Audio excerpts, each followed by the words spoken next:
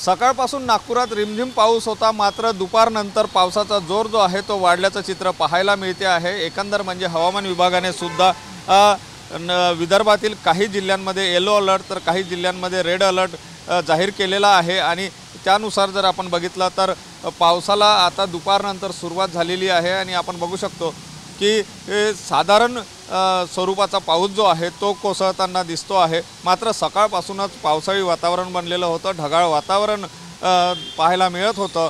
दुपारनंतर मात्र आता पावसाचा जोर वाढलेला दिसते आहे।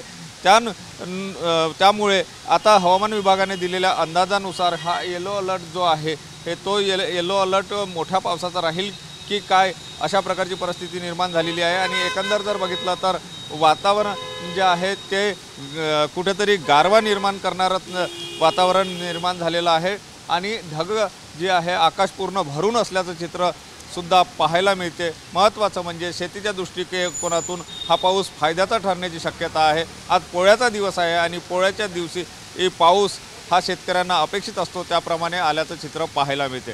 कॅमेरामन साईसह सुनील ढगे, TV9 मराठी, नागपूर।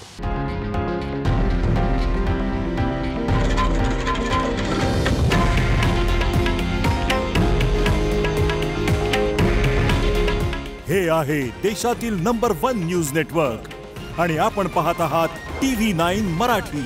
काळजी तुमची, हित महाराष्ट्राचं।